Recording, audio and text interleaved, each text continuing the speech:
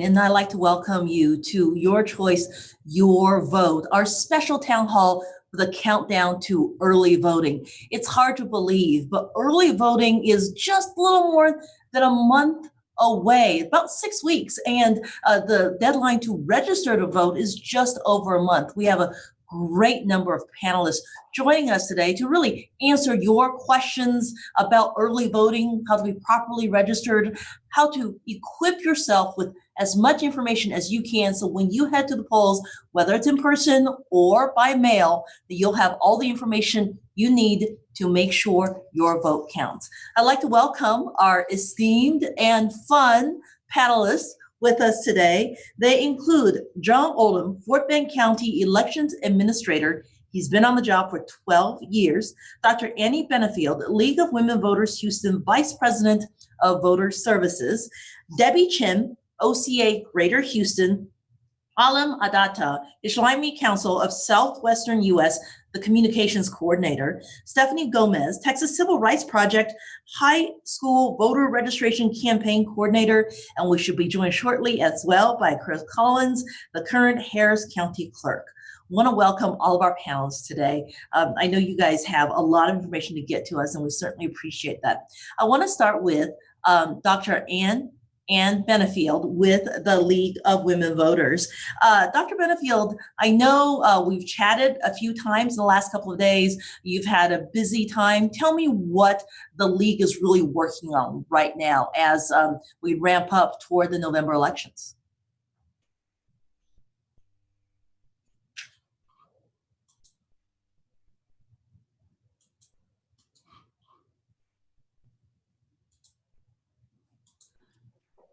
Dr. Benifield, I believe you're muted. Yes, you need to unmute. There you go. Now we hear you. Okay. We are working with various partners. We're working with the Houston Food Bank. We're working with St. Arnold's Brewery in terms of voter registration. The Houston Food Bank, we are actually doing voter registration at a variety of different sites. We are working with the Houston Area Municipal District. They're having a food drive on September 18th. We are working every Thursday evening and Saturday morning with the Heights Interfaith Ministry. Our big effort is centered around the National Voter Registration Day on September 22nd. We are partnering with other leagues in the area in terms of designated sites where we're going to have a drive-through voter registration effort that will take place on that day. And we're pretty excited about it because we've partnered with so many people around the city as well as all the different leagues. They are finding their own locations. We estimated that we would have 6 sites, but really it's morphed into, we almost have 20 sites around the city. And so we're partnering with one of your competitors as the media and marketing entity in terms of marketing this particular endeavor. So we're really excited about that because people have been cooped up for so long with COVID and no real efforts in terms of voter registration has been suppressed or limited for the most part. And so this is going to be really exciting. And I want to talk to you just about that real quick because we just covered the ongoing issue, which is that the post office in the Houston region will not let you put voter registration forms in the lobby. And I know you guys have been working on that. And couple that with the fact that there's no events and festivals really for you to go to, it must be really frustrating trying to get people registered to vote. That has been one of the most, actually the Adopt a Post Office came out of the idea that since COVID, our volunteers were anxious to get going to do something. And everybody always say, you can get a voter registration card at the post office. Well, we sent people out and they start checking and they were finding that many of the post office in Harris County in the Houston area didn't have them. There are like 86 post office in Harris County. And people just readily agreed, I want to adopt a post office. So we put together these really cute boxes, Maya, that you showed on the news story the other day, and put voter registration cards. We actually targeted the cards toward a specific geographical location in terms of if an underserved, underrepresented population group, people of color lived in that particular area, language minorities lived in that area, then we centered the box around having Vietnamese, Chinese, Spanish, Hispanic, and English voter registration cards to be put in the box. And then we put a bookmark in there that actually chronicle all the important dates, like the last day to register to vote, the early voting time period, the last day to request the mail by ballot, and of course, election day, and all of the valuable resources that are available, such as the Secretary of State's office to find information, Harris County offices in terms of Harris Vote. We've included everything on that bookmark so that people will be able to find out information when they needed to vote. And of course, we'll put, our signature piece of material is the voter's guide, telling them they could go there and get nonpartisan information about the candidates who's running for office. And there we have the League of Women Voters website, lwvhouston.org right there. As you said, it's nonpartisan, all volunteers. And go there, you can get information about getting registered to vote, as well as the voter's guide. So you can learn about the candidates and be informed. And I want to bring in Stephanie, speaking of really getting people registered to vote. Stephanie Gómez with the Texas Civil Rights Project. You know all about the frustrations of getting people registered to vote, Stephanie, but your focus is on getting young people to vote. We often hear about complaints about young people not being involved enough. Make sure you're unmuted, but tell us about the efforts you're trying to do to make sure the 18-year-olds are not left out this election cycle. Yeah, of course. I always talk about how the idea of young people being apathetic when it comes to politics and civic engagement is a stereotype that I 100% do not agree with. The work that I have been doing with for the last year at the Texas Civil Rights Project is entirely opposite of that stereotype, right? I have young people all across Texas reaching out to me, particularly in Houston. Y'all know I'm from Houston. I'm always talking about the amazing work that's being done in Houston, Harris County, and the greater Houston area, right?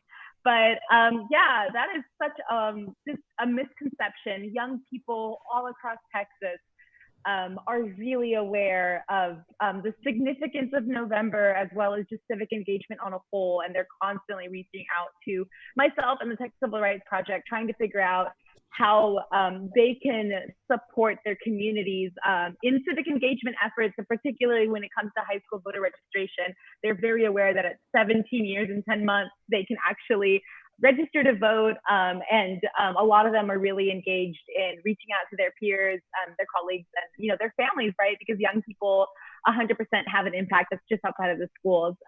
So always looking for ways to get involved, and it's been really wonderful to help them kind of cultivate this political identity that is based in being active members in our democracy. And do you feel like what's most effective in getting young people engaged so they'll go vote or do other things involved in getting out the vote? Is it posting to social media? Is it having like athletes or musicians they may see on the media that they care about? Is it because their parents told them to? Like what's really effective? Yeah, so I think it definitely looks different depending on what young person you're talking to. I think social media is always an amazing tool for doing some outreach to young people. I think TikTok is definitely taking advocacy by storm as a tool. That being said, I think when young people are provided the opportunity to have discussions on these issues that are directly affecting their lives in a way that is separate from political parties, something that is just a safe space where young people can talk about what it is that's bothering them and what they worry about for the future. Because when we're really looking at it, the young people that exist in Texas right now are very much the ones that are not only be leading our state but our country. And when people kind of give them that agency and allow them to talk about those issues, wonderful things happen, and they're able to bring in their peers and their community into those discussions.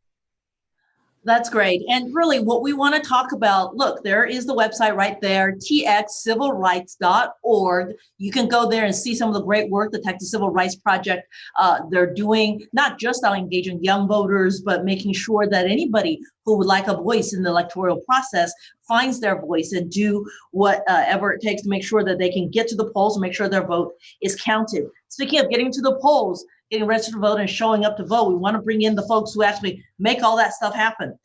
John Oldham's been an elections administrator in Fort Bend County for the past dozen years. That means he's seen a lot of elections. John, talk to us a little bit about doing this job, which is hard on a good day, to make it work in the midst of a pandemic. Are you concerned about older poll workers? Are you concerned about making sure everybody has all the mail ballots, especially with the president coming out in the last little while, kind of poo-pooing mail-in ballots for people? So what are your concerns as you kind of look toward November? Well, I mean, there's a plethora of things, and we've run one election since this pandemic began. We canceled basically two, or our units of local government did, first Saturday of May, and then the primary runoff. We had a very successful primary runoff in July.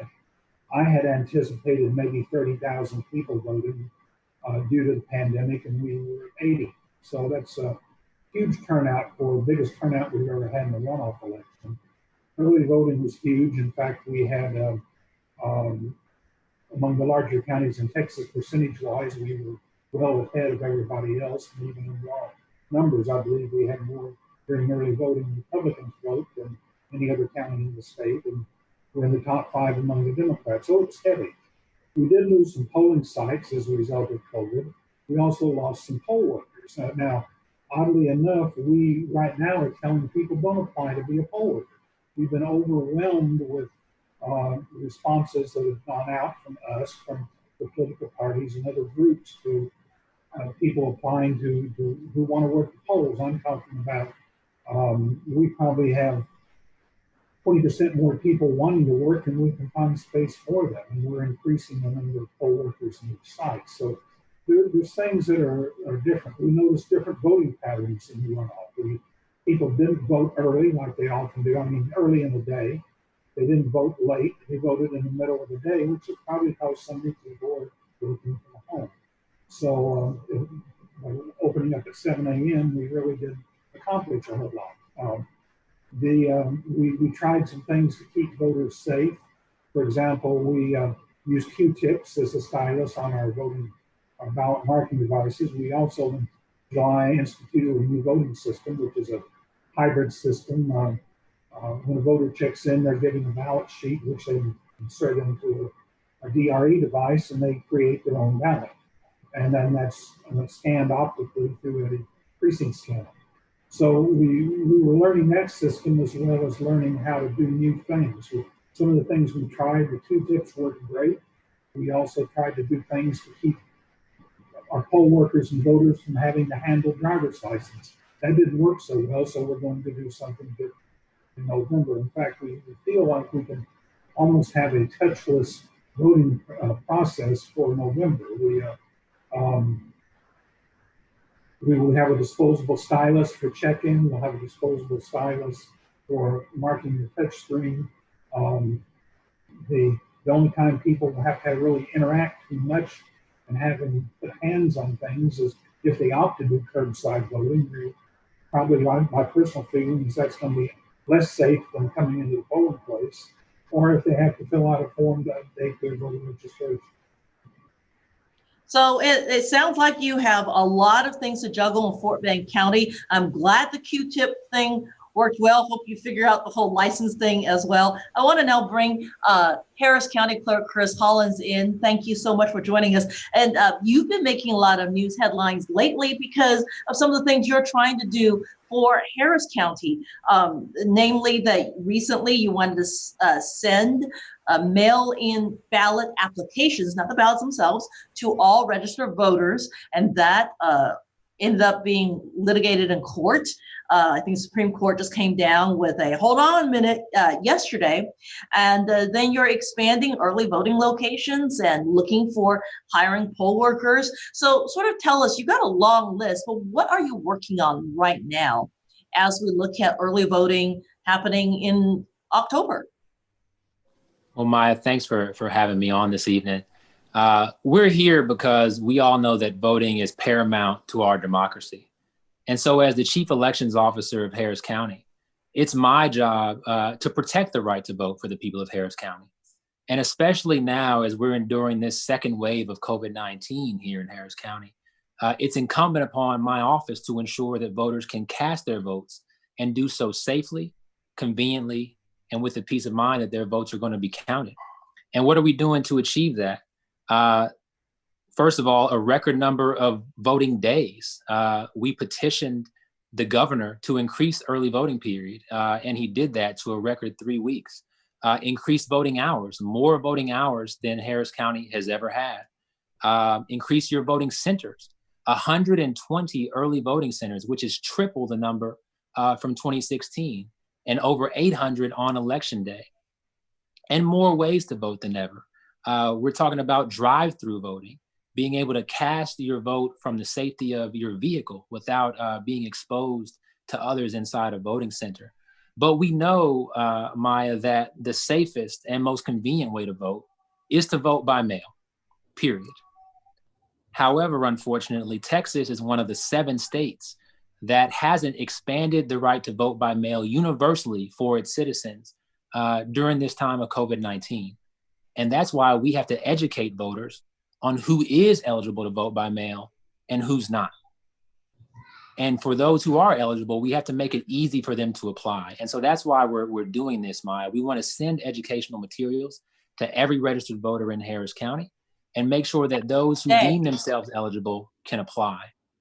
But as of today, you're just sending the ballot applications to just senior citizens, right? You're not able to send it to all eligible voters right now because the attorney general and other Republicans have filed suit against you. Is that correct? So there is pending litigation, and we're going to have our day in court, and that's going to be early next week, Maya.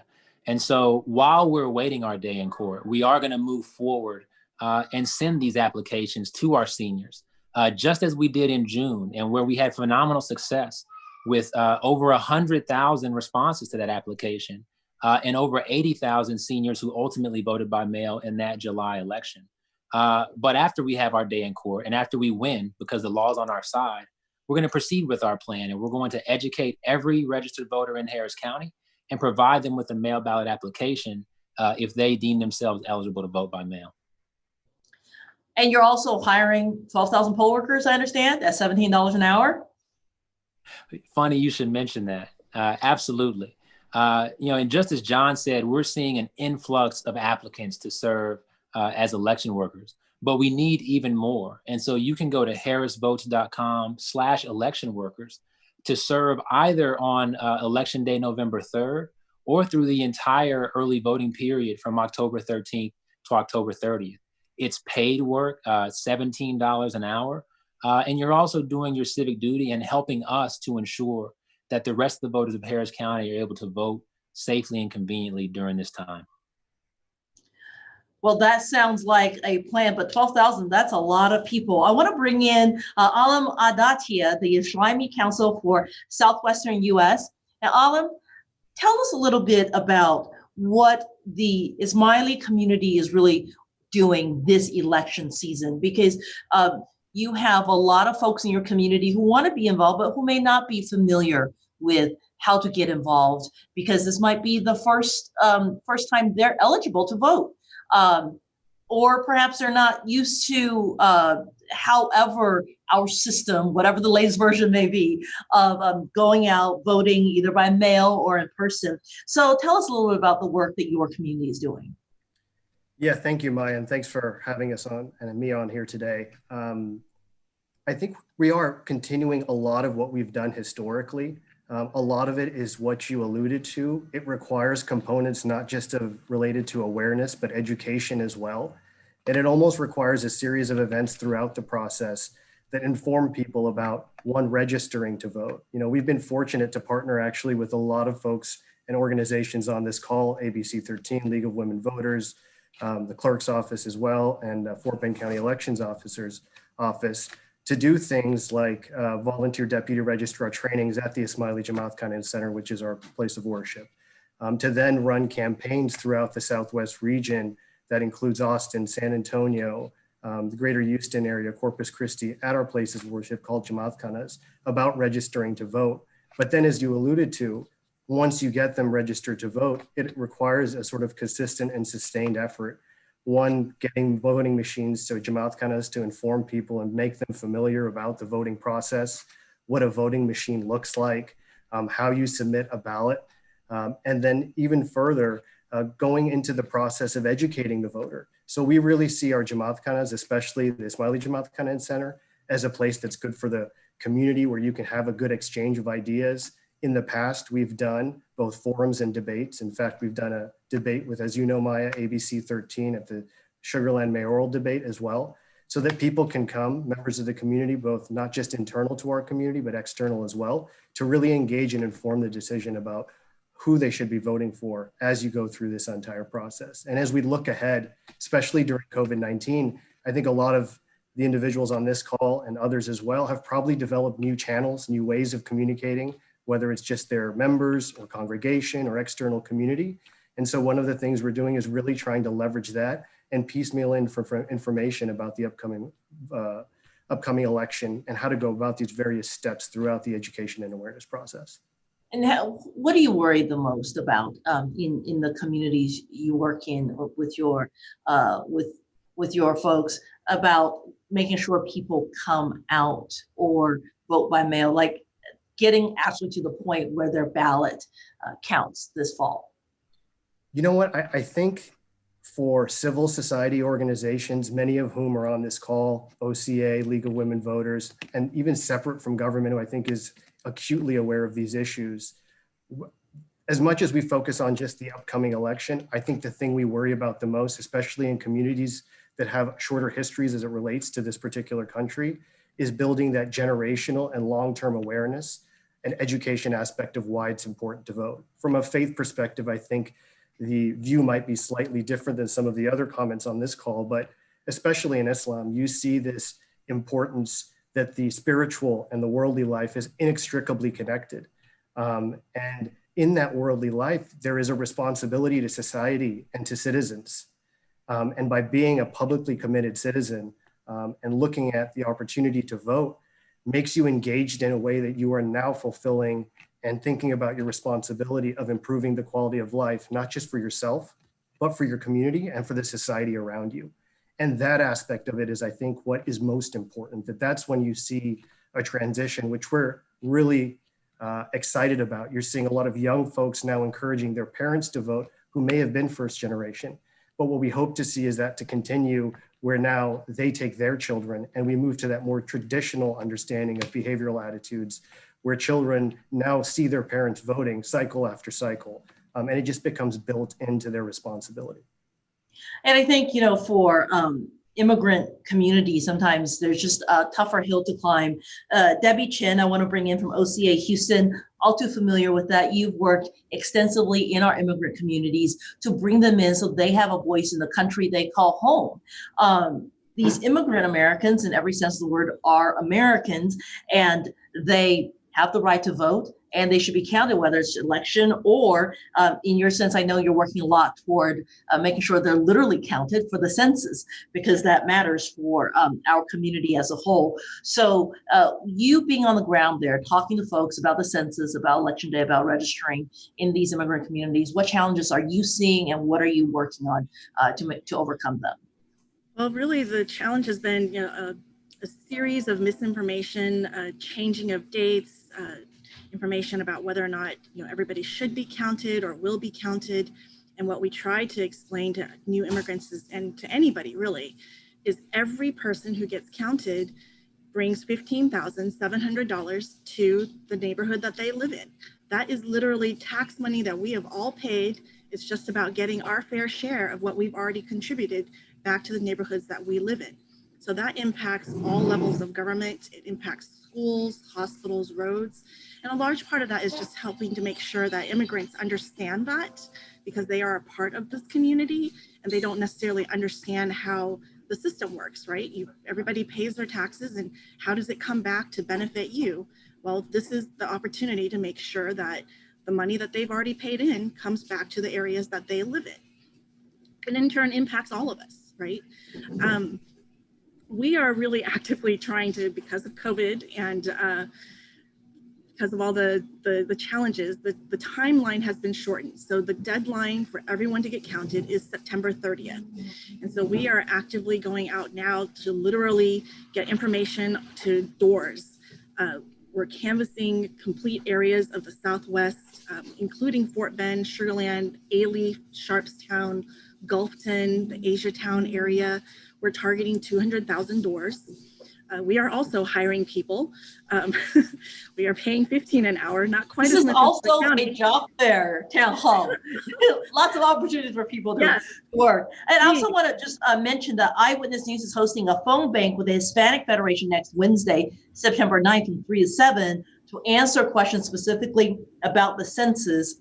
And it looks like as of yesterday, 81.6% of Texans have been counted by the US, but Houston, we're about 10% below that number. So like getting counted for the census, getting registered to vote, showing up. These are all, if you've grown up in this country and your parents did it and your grandparents did it, just like some of other guests, Alim was just talking about, it kind of gets built into your muscle memory. But for the new most immigrants, fundamental part about being an American. Right? Being an American is about being here and having the opportunity to participate, the opportunity to volunteer, the opportunity to make a change in your life and your neighborhood. And the census is the first step towards that. It's about getting our money back to our neighborhood. We are the 4th largest city in 2010, and really we should be the 3rd largest city, so long as we get everybody counted, right? So fill out that census. You can do it on your phone. You can call the number. You can go to My Census, 2020, or I'm sorry, My 2020 Census. There are multiple numbers that you can call. It's very easy. It's 10 questions. It's all anonymous. It's all private. It's not going to be shared with anybody, right? This is all basically getting to make sure that the money we've put out comes back to our neighborhoods and benefits our neighborhoods. And when we talk about, you can see those phone numbers on there. So for folks who need to call or know family members, you can write that down and make sure that they get those questions answered. And again, we are having that phone bank coming up next Wednesday to answer specific questions. And I want to bring that back now to Dr. Benifield. You have worked so hard on trying to get really the league, entirely nonpartisan group of great volunteers. And I'm told you have hundreds of volunteers, but because of COVID, they're looking for things to do when it comes to voter registration. So people are not registered. If they know family members who are not registered, if they own a business where they may have some customers coming in and they could have some voter registration cards dropped off there. Tell us what the league is doing, how they can reach out to you guys to make sure the volunteers who want to do this kind of work and the people who have work to do kind of get connected. Well, as of today, we had 2 Krogers and 1 HEB that accepted the boxes that we have. Oh, nice. Yes. 2 Krogers and 2 HEBs had 2 Krogers and 1 HEB had accepted the boxes. So now we're reaching out to other businesses have asked for, like Taco Deli. They want us to come back. We actually did voter registration at Taco Deli's during the month of June, every day, pretty much from 9 in the morning when they open until 1:30 because people were having carry-out services. And so we reached out, and people, 3 men movers just reached out to us, and they said they have a location in San Antonio, Dallas, and Austin, and they want someone to come in the Houston area. So we're setting up so we could go out there early in the morning. He said before they get out and start doing things, someone to come in and do voter registration. I sent the email to Grace Shameen, who is the president for the League of Women Voters Texas, and she's disseminated to the other leagues in San Antonio, in Austin, and in the Dallas area, so that can be accomplished. So we've been reaching out to other businesses and entities. One of the things that we decided to do with Stephanie's group, Texas Civil Rights Project, we became partners with them so that they'll be able to do the translations, and we'll be able to do social media posts for the Voter's Guide for voter information. We want to be able to post information in the languages that people in communities understand. And we are publishing the voter guide in English, Spanish, Vietnamese, and Chinese. So we want people to be able to read and discern and have the information available that they need to be able to make that decision. And we're also going to use our connection with them in terms of translation for social media for the voter registration day, National Voter Registration Day on September 22nd. So we're not sitting still. Every chance someone sends us an email and requests, we've been doing contactless voter registration, where we've actually developed a QR code. We put it on the on a folder and hold it up, and you can scan it with your phone. In terms of doing it so you could have contactless, we have a place on our website where you can actually fill out a Google document and request a voter registration card, and we'll send it to you in the mail. So we've tried a variety of things. We've advertised it. We put it prominently on the League of Women Voters website so that can happen, so people will know that we are out here, we are trying, and all of those volunteers are very anxious to get back out in the field. For the National Voter Registration Day on September 22nd, we sent out a call, and over 140 people volunteered to be part of that effort. For the post office, we had more than 100 people volunteer to want to adopt a post office, but that program is probably going to come to an end. So maybe all these grocery stores, the big box stores that we had reached out to, wanting to have the drive-through voter registration in their parking lot, maybe this would be a redemptive process in terms of letting us put the boxes in the grocery stores, in the communities, because people do come in. Yeah, people go to the grocery stores and Home Depots and all those places. And since you mentioned Stephanie, I want to bring Stephanie back in. Stephanie, do you feel like the work that you guys are doing have gotten more attention this election cycle because so many people are concerned about whether or not the voting process, the election process will be compromised, whether you're concerned about the security of your mail-in ballot or the safety of going to the polls yourself? Do you feel like you guys have had to tackle more of these issues given the situation that we're in this pandemic that none of us could have imagined? And then you have all those young people, right? They're studying virtually at home too, so. Yeah, I think it's definitely been a busy year for the Texas Civil Rights Project. I am really only able to speak on my experience, which has been majority through 2020. But definitely, I think people across Texas reach out to us all the time trying to figure out what is going on in Texas, since a couple of our panelists have spoken to the abundance of misinformation that exists in the state. And I think now even more than ever for me and my campaign, people are seeking guidance on how to best move forward with voter registration efforts. How can we do that in a way that still is reaching out to people? How can we do that in a way that is safe? But it's very difficult when there is a lack of guidance and sometimes even pushback from the state.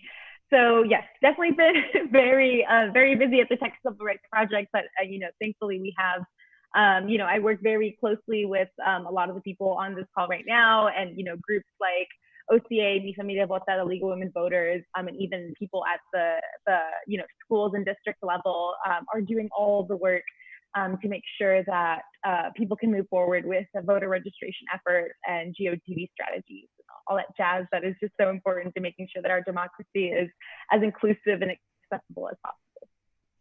And we have some great voter questions, and I want to bring in Clerk Hollins to talk a little bit about some of the questions.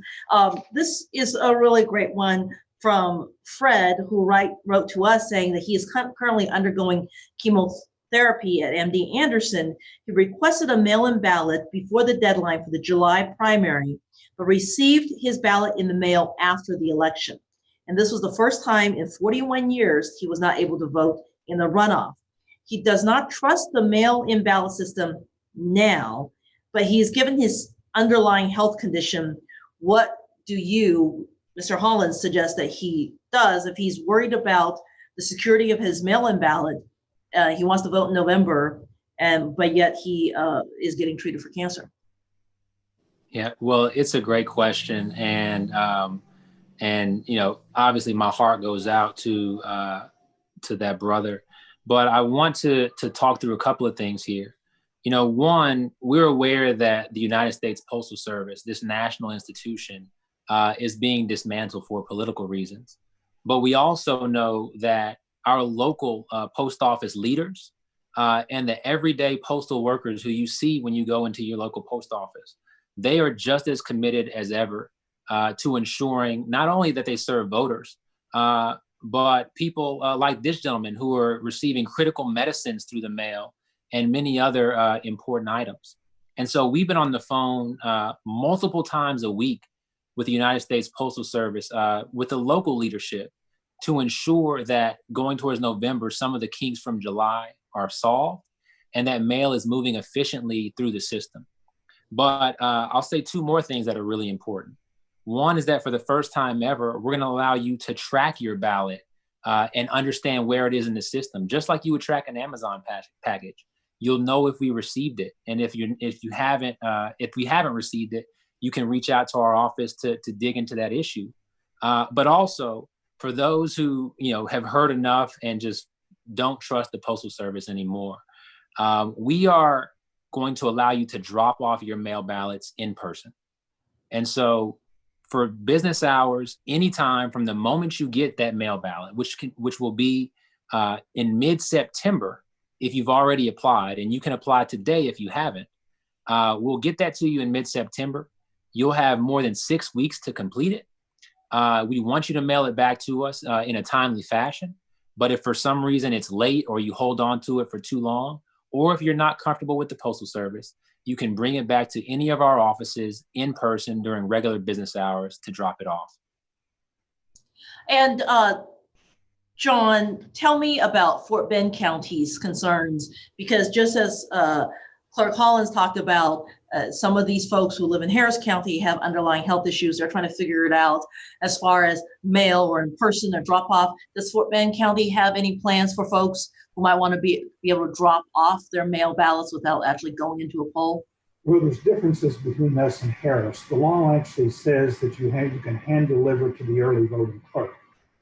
Now, in the case of Harris, the early voting clerk has multiple offices. In Fort Bend, the early voting clerk, which is me, has one. So the only option people have is to deliver to our office in Rosenberg. Now, we will accept these, as Chris said, during regular office hours, but because our office is also an early voting site, once early voting begins and we're open, we will accept them up till, for example, 7 p.m. or at 7 a.m., whatever. So we will accept them. The code doesn't address hours. It just says shall be hand delivered to the early voting clerk. Now, that being said, a person who wants to hand deliver can only deliver their own ballot. They can't deliver their neighbors or their spouses. And they also have to show photo ID just because they live in polling. Do you see some of the challenges that differ from a suburban county like Fort Bend versus an urban county, a larger county like Harris in the voting issue? Of course, Harris County is moving into a election administrator position like the one you had in Fort Bend County here in Harris County, where we are in 2021. But for now, the clerk and the tax assessor in Harris County sort of still split the voting baby, if you will. So what do you see as challenges that are different in what you face and what some larger county like Harris face? Well, I think we are probably less political or have been than Harris County. We adopted voting centers many years ago, which is a good thing for voters. It can be challenging for us because we don't know where people are going to go vote. In a precinct-based system, if you're going to have 70% turnout of 2,000 registered voters, you pretty well know what it is. But those 2,000 and 2,000 more could go to a popular site, so that's challenging. One of the things our county has pushed for a long time, and when I was president of our association, we pushed for it and nearly got online voter registration. There's nothing that I think would be better for voters in Texas, and there's nothing that we see on election day that causes voters more pain than to think that they're registered to vote because they did something on the PPS website, and it turns out, we have to tell them there is no online registration in Texas. Another frustrating thing for us is having to not reject, but at least tell probably 40 people a day that they can't email a ballot by mail application, which they could do for it. They could submit those electronically for years. Now they have to submit by mail. So these are things that waste our time and also discourage voters. So there's a number of things that I wish the governor had done in his proclamation to expand the opportunity to vote. I don't think we could have done the online registration, but I think we certainly could have expanded the ways that people could submit applications and perhaps even expanded the way they drop them off. I mean, we did increase the period from this election day to the entire early voting until any time, really. But I think drop boxes would have been fine. Yeah, and we have both Harris County and Fort Bend County websites there. Depending on where you live, please go to the county where you live, because sometimes people are like, well, I work in Harris County, but I live in Sugar Land. Where do I get my voting information? And that's why I want to bring Alim back in. As John just mentioned, in Texas, we don't have online voter registration. Well, we have to bring a photo ID. There's a lot of different hurdles, and political experts have said some of those hurdles are why we're one of the lowest turnout voting states year after year. So when you're talking with your community members, do you feel like you have to sort of walk them through a lot of these things, like, hey, you can't go online to register to vote. You actually have to go find a stamp. And that, you got to make sure that you have your ID and everything matches, or you have to fill out a provisional ballot. Those must sometimes provide challenges in communities that are new to voting in Texas. Yeah, no, Maya, I think you hit on a really critical point that oftentimes becomes a hurdle for communities, some of which people have talked about, specifically immigrant communities or others, some that may face language barriers or otherwise as well. And you're correct that there are, whether it's on the registration process, through the voting process, or understanding the importance of voting, those challenges exist. But I think you also, and it's sort of reflected in the group of individuals that are on this call as well, hit on another really important point, which is the importance of that this isn't a burden just for government to carry, and that the value of having civil society organizations, whether it is the League of Women Voters or OCA or others, even alongside private sector, the potential for those organizations, because in so many instances, there are trusted messengers within communities, can take the time and the effort to really explain this in a way that resonates with their communities is incredibly important. The Aga Khan, who's our spiritual leader, often talks about the potential for civil society organizations and what it can do to really frame and build a robust and active democracy, and really create an individual that is that publicly committed citizen that is able to then navigate and share their knowledge with others, but also hear from their organization about how to navigate some of the hurdles that you talked about early on. And that's a challenge too, Debbie. I'm sure you've seen for a lot of Asian AAPI voters, they may be born with a name, but when they became American citizens, they're immigrants, they may have changed their name to a more American name, but sometimes one ID might show one thing and a piece of document may show another. So those confusions that sometimes people who have been here for generations do not necessarily realize is a hurdle. Tell me about how OCA sort of help these folks overcome those hurdles so they can go vote. So a large part of it is about community education, making sure that people understand how Texas requires an ID, and that their ID needs to match, or they're going to have to fill out things. A lot of our community in the Asian community is actually a majority first generation in the greater Houston area. And so, the ability to bring someone to help them with, translation, someone who's bilingual is really important. We actually had to sue the state over that because they were interpreting the law, incorrectly, right? We won the lawsuit. So you can bring someone to help you. And they do not have to be, an adult. They do not have to be registered in the same county that you were registered. So it could literally be grandma bringing granddaughter who's, a high school student who's 15, who just, speaks English better or doesn't have arthritis, and can help her, show her how to use the machine, or, tell her how to use the machine, and explaining things, right? And so that makes it a lot easier for people to be able to vote. The other challenge too is just making sure that people are treated equitably when they go. Polling locations in Harris County, are required to have bilingual poll workers. I think, Fort Bend is on the road towards that. So, even though you have a bilingual poll worker there, it's still not, right to say you can't create a separate line, right? For people who need, bilingual assistance, you put them in another line versus, everyone else in the regular line. They still have to be served in the order of when they arrived to the polling location. And these are those little, things that, it's an intimidating process, especially when a lot of immigrants are coming from countries where they didn't have the opportunity to be able to vote, right? Or they were, intimidated to have anything to do with the government. They didn't necessarily think it was a safe, process to be able to vote. And here in America, that's part of what makes America great, that it's, everyone has this opportunity to participate and be a part of building what this country means.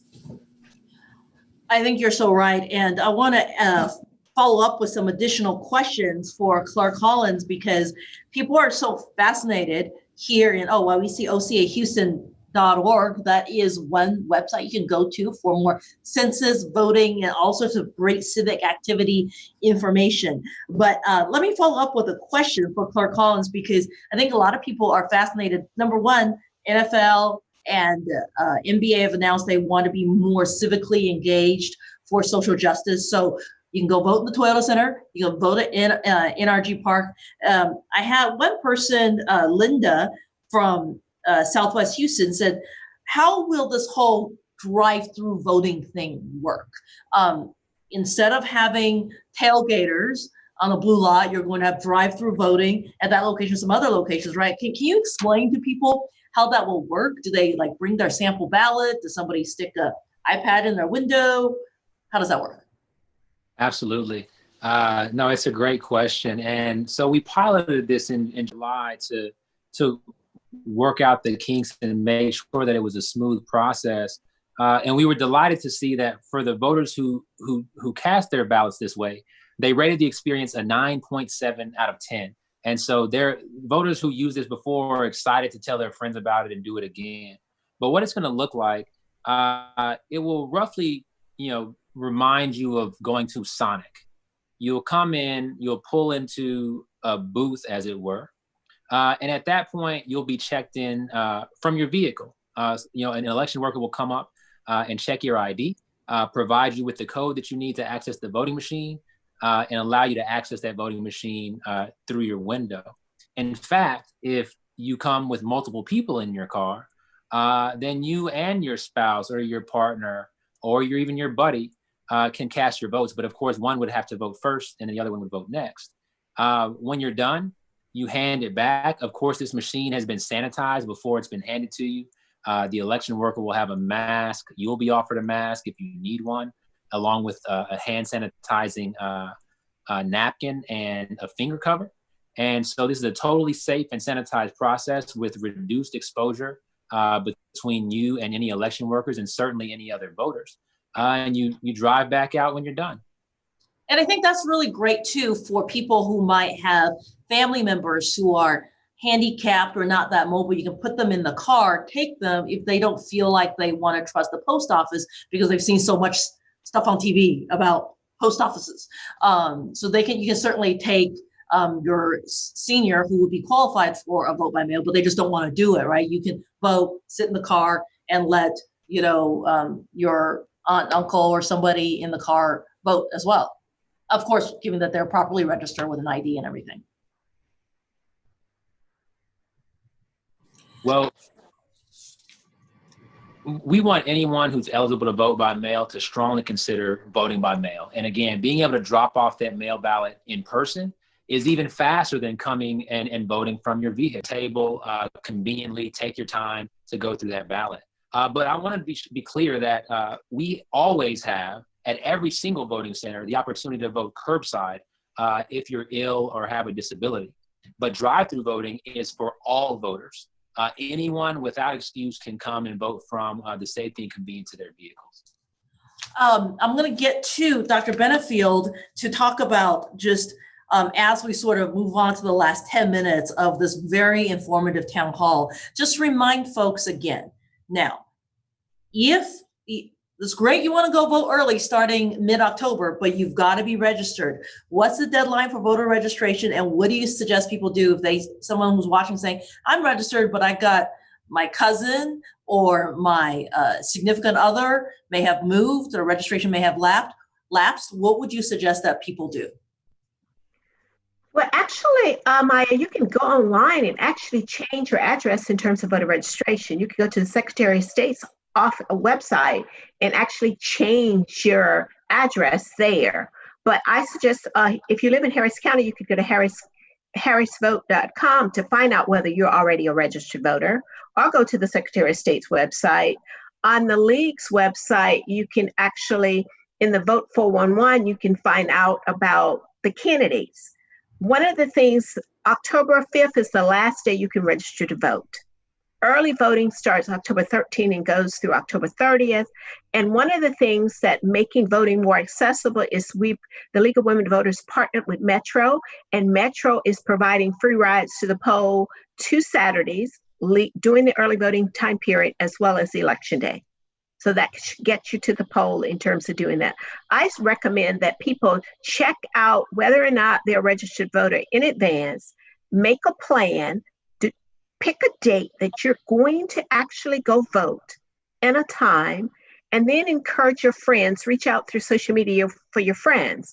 But I would suggest that before you do that, to go to the League of Women Voters website and look in the voter guide and find out who the candidates are on your ballot, on your individualized ballot, to find out who they are, what position they've taken on issues, so you can make an informed decision. Because the League of Women Voters is the president, right? It's not just, people may know who they want to vote for the president or the vice president, or, those stuff, but there's like lots of other offices if you look at the ballot. Absolutely, because you're going to be, here in Texas, you're going to be voting for a United States Senator. You're going to be voting for members of the House of Representatives. You're going to be voting for state representatives, House members, as well as state senators. You're going to be voting for county people, so judges. I mean, these are individuals that make decisions that affect your life on a day-to-day basis right there locally in your own community.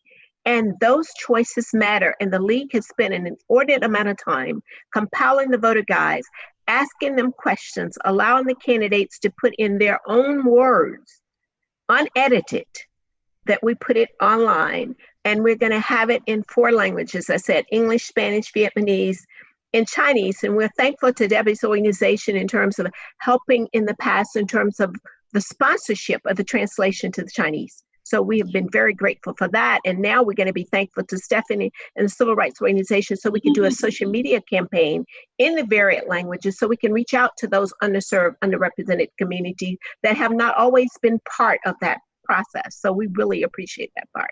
And Stephanie, speaking of Stephanie, I'm going to bring her back in. Stephanie, just tell us, for young people, when do they have to turn 18? If you're not 18 right now, we're September 3rd. If you're not 18 now, or can you be 18 like October 4th and register to vote? Yeah, so as long as you're 17 years and 10 months, then you can register to vote. And so that's, every time I'm talking to district officials or educators, I'm just like, it's not 18, it's 17 years and 10 months. That means you'd be 18 by election day. Yeah, so 17 years old and 10 months. Now you'll be 18 by election day and vote. And you don't even have to be 18 to work as a poll worker, right? Chris, I see Chris, his connection's a little bit better now.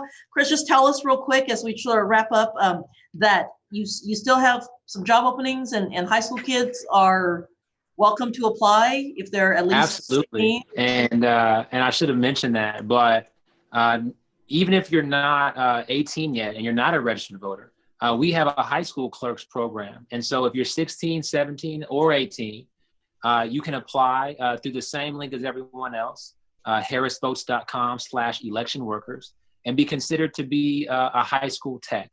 And by the way, state law allows you to have 2 days of excused absence from school in order to do election work. And so not only can you do your civic duty, not only can you get paid, but you'll get that time off of school, and we'll write you a letter of recommendation for your next job or for your college application. Personally, right? You'll sign every one of those. Absolutely. That's great. John, do you have any final thoughts about what folks in Fort Bend County need and should know between now and Election Day? Well, I think the main thing is, as Chris said, that they be prepared. We're facing not only a pandemic, but also our first general election with no straight party. In Fort Bend, 70% of our voters historically started with straight party, and 48% did nothing but. So now they're going to take longer to vote. We also have all of our political subdivisions move their elections from May to November. So we have probably 30% of our voters who are going to be voting on 10 charter amendments for a number of cities.